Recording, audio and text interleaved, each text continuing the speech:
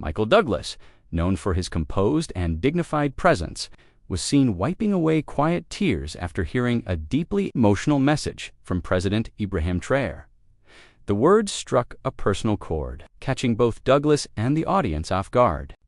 This powerful moment of silence, emotion, and raw connection is captured in full as two worlds intersect through words that hit hard. Watch the message that moved a Hollywood icon to tears. It was Monday afternoon in a quiet hall in Geneva. A conference on African unity had just finished its morning sessions, and people were standing, stretching, and chatting. Suddenly, the organizers announced a special closing message from the president of the transition of Burkina Faso, Ibrahim Traoré. Michael Douglas, who had been invited as a guest speaker on humanitarian work, sat back in his chair. He expected a routine diplomatic message, polite words, warm smiles, nothing too deep. But when the screen lit up and Traoré appeared, the atmosphere shifted. His eyes were steady, his voice calm, yet every syllable carried weight. He began speaking not about politics but about loss, about carrying the memory of those who have sacrificed for dignity and peace. As his words sank in, the room grew completely still. People leaned forward, some clasping their hands together. Douglas felt something stir inside him, an emotion he hadn't prepared for. By the time Traoré paused to take a breath, Michael realized his palms were sweating. Something told him this wasn't going to be just another speech. Traoré's voice was low, deliberate. He spoke in English with a faint French accent, every word landing like a stone on still water. In life, he said, there are wounds no camera will ever see. They live in the hearts of men and women who choose to stand, even when standing means standing alone. Douglas blinked. The words felt like they were aimed directly at him, though they were meant for everyone. He had spent decades acting, pretending to be strong, broken, angry, brave. But here was a man speaking from a place that needed no performance. Traoré told a short story about a village elder he met after an attack in Burkina Faso. The man had lost his home, 2 brothers and his son. Yet he refused to leave his community, saying, "If I go, the wind will forget our name." Something inside Michael cracked. He thought about his own father's last days, about the quiet promises he had made, but never spoken aloud. Around him, people shifted in their seats. A woman in the second row wiped her eyes. No one dared to clap or cough. The room belonged entirely to those words. It happened suddenly. Traoré's tone softened, almost as if he were speaking to a single person. "We may come from different lands," he said, "but grief speaks the same language everywhere, and so does hope. To heal, we must dare to care for one another, even across oceans." Michael felt his throat tighten. The words weren't political. They were human. They were the kind of words that stripped away titles, fame, and pride. He thought of a friend he had lost years ago to illness, a man who had once told him, "Mike, if you can't cry for someone else, your own heart will become stone."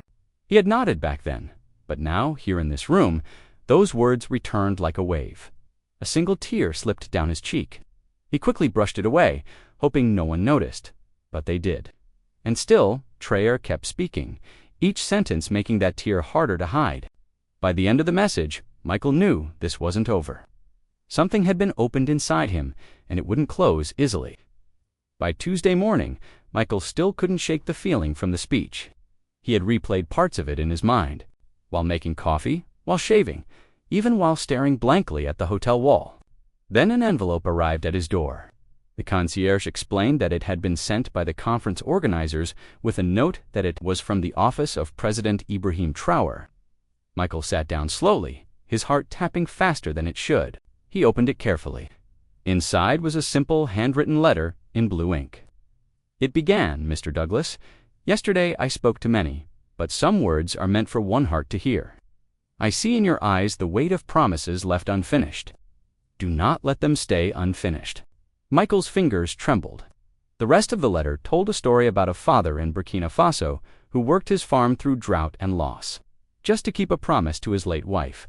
It was a story of keeping one's word even when no one is watching. By the last line, Michael's throat had closed up again. We keep our promises not because life is easy, but because love is worth it. The letter had unlocked something. That afternoon, Michael wandered the streets near the lake, trying to clear his head. But instead, an old memory, forced itself forward. One he had kept buried for years. It was the day his own father had asked him to fly home before a surgery. "I just want to see you, Mike," he had said over the phone. But Michael was filming overseas and told him they'd talk after the shoot. The surgery came. The call never came back. His father was gone. He stopped walking. People passed by, their voices muffled by the roar in his ears. He had built an entire career on moments captured on camera, but the one moment that mattered most wasn't captured at all. That was the weight Trey's words had touched. Not politics, not speeches, but the small, sacred spaces where regret lives. And now with this letter in hand, it felt like someone was telling him it wasn't too late to make something right. But how and with whom? Wednesday morning, his phone rang. The caller ID showed a number from Burkina Faso. Michael hesitated, then answered. It was a calm male voice, polite and warm. "Mr. Douglas, President Traoré has asked if you would meet him before you leave Geneva. He wishes to speak privately." Michael's first instinct was to say no. He wasn't ready to face the man whose words had opened him up like this. But something deep inside whispered, "Go." They arranged to meet that evening in a small side room at the conference center. When Michael walked in, the president stood and greeted him with a firm handshake and a quiet smile. There was no media, no cameras, no ceremony, just two men in a room. "I am glad you came," Traoré said. "There are things I cannot say in speeches. They must be said face to face." Michael sat down, his heart pounding. Whatever this was, he knew it was going to change him again. The room was quiet enough to hear the ticking of a wall clock. Traoré leaned forward slightly. The question landed heavy. Michael opened his mouth, but no words came. He thought about his father again, about that unanswered call, about the years that had passed since Traoré didn't press him. He simply said, "When a man's heart is heavy, it changes the way he sees the world. Sometimes the world sees him as strong, but inside he is just tired of carrying the same stone." Michael swallowed hard. I think I understand," he said quietly. Traoré's eyes softened. "Then you also understand that the stone does not have to stay with you." It was a strange thing to be sitting with a head of state and feel like he was, talking not as a politician, but as someone who had known grief himself. Something in Michael shifted. The walls he had built over decades, they were starting to crack. Traoré began to speak again, this time in a slower, gentler tone. "When I was a boy," he said, "my father would wake before sunrise to work the fields. He did not have much, but he had his word. One season, the rains failed. The harvest was almost nothing. We were hungry." Michael listened, eyes fixed on him. "One night, I heard him tell my mother, 'I promised the school I would help rebuild their roof before the rains. I will not break my word.'" Michael frowned slightly. "Even with no food?" "Yes," Traoré replied. "Even then, he sold the little grain we had left to buy wood and nails. We were hungrier for weeks, but the children studied under a safe roof." He paused, then said softly, "I learned that a man's worth is not counted by what he keeps for himself, but by what he gives away, even when it costs him." Michael felt his chest tighten. He thought of his father again, how he had always kept his word, even in small things. It was almost unbearable to realize how many times he had failed to do the same. Michael sat back in his chair, suddenly aware of the weight in his chest.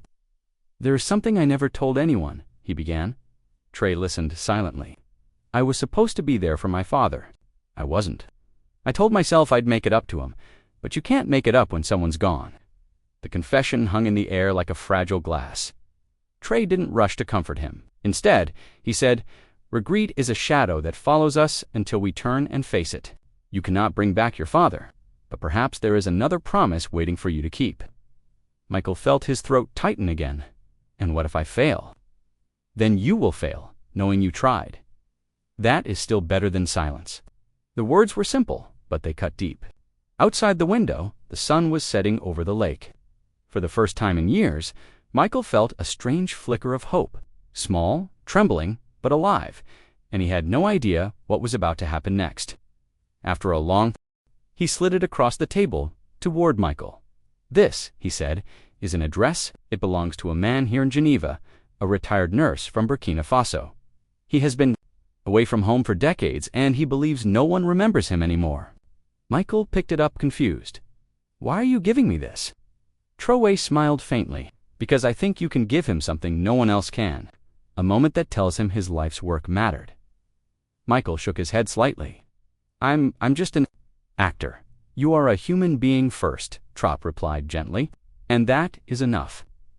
The simplicity of the request caught Michael off guard, but the president's eyes held a quiet insistence. It wasn't about grand gestures or cameras. It was about showing up. Michael nodded slowly. All right, I'll go. Traoré leaned back, his expression soft. Good. Then this week will mean something for both of us.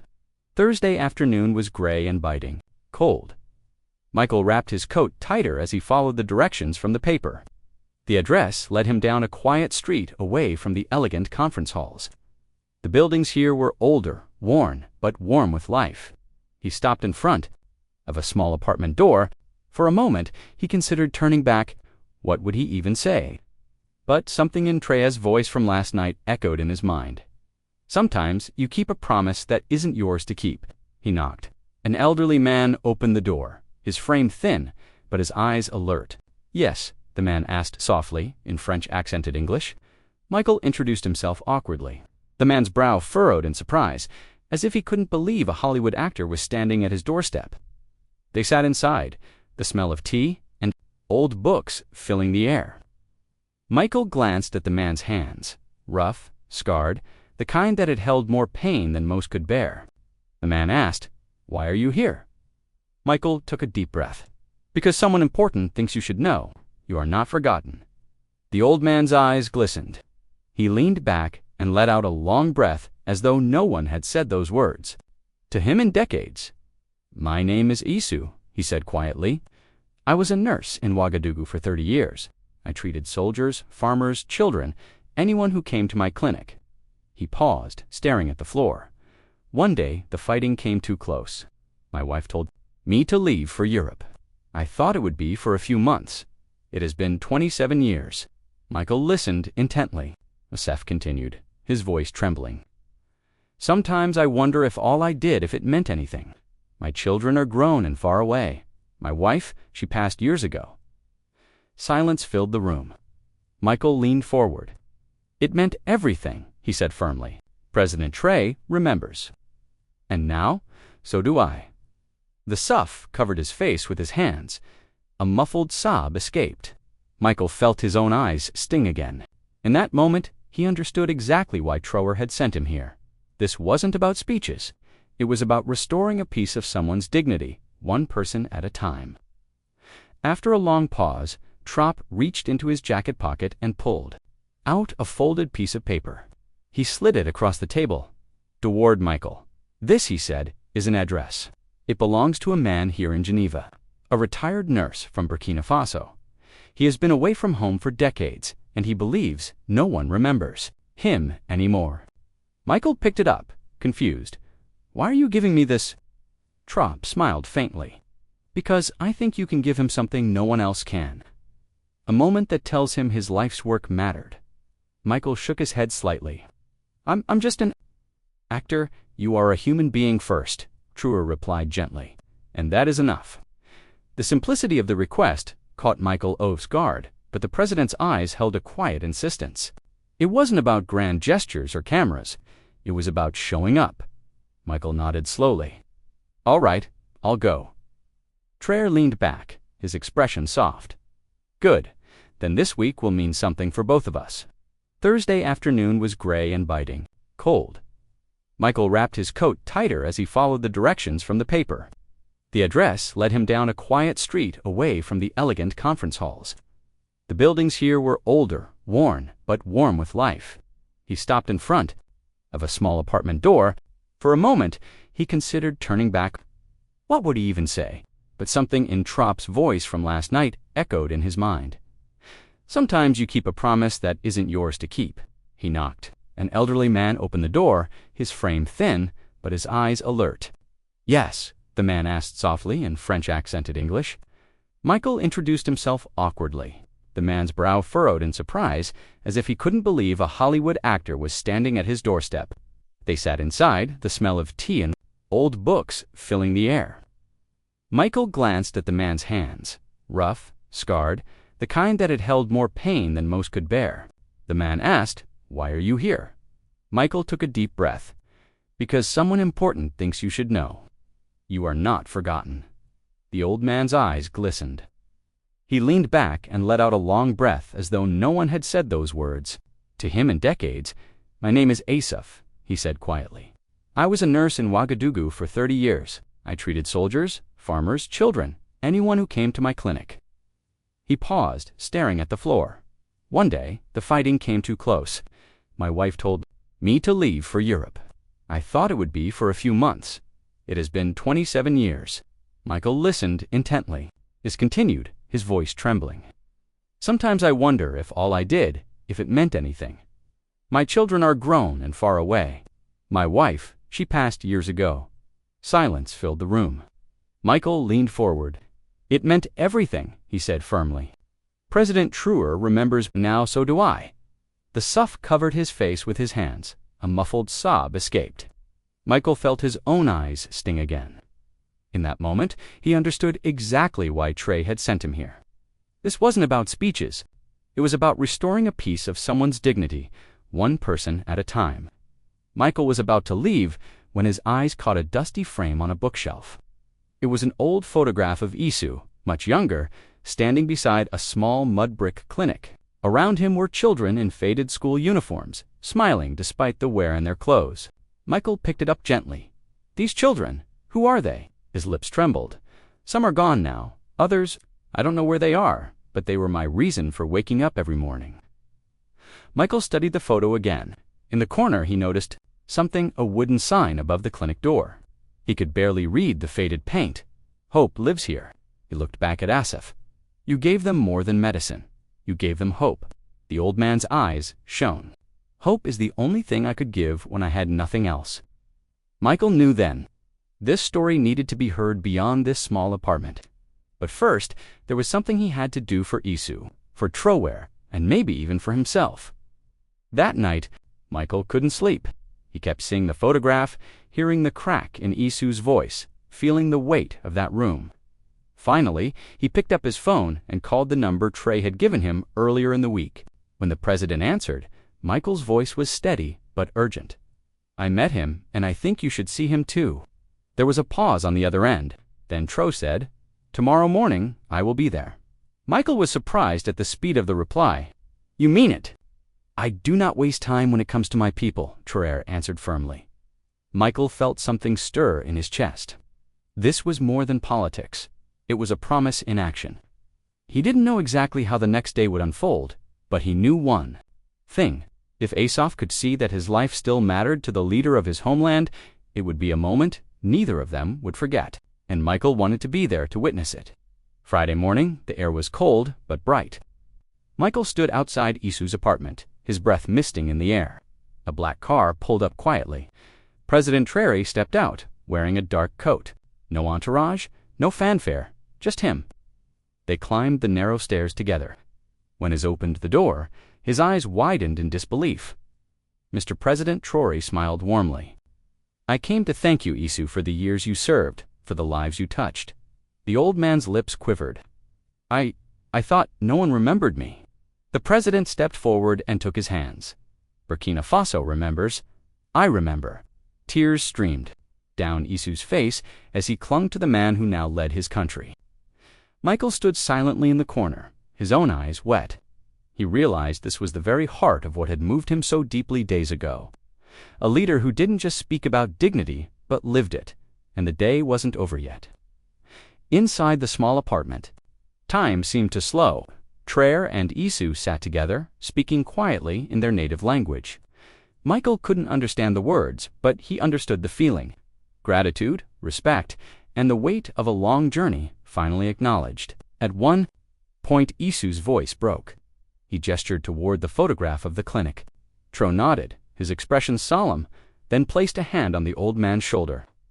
"I will see to it," the president said, in English so Michael could hear, "that the name Hope Lives Here is not forgotten. The roof you built, the children you saved, they will know it in Burkina Faso again." Isu covered his face with his hands, sobbing openly now. Michael felt his own throat tighten. This was no staged moment for cameras. It was a quiet, private promise. Tra turned to Michael. "Do you see? When we honor even one life, we honor all lives." Michael nodded. "I see it now," and he meant it. When it was time to leave, Isu insisted on walking them to the door. Even though his steps were slow,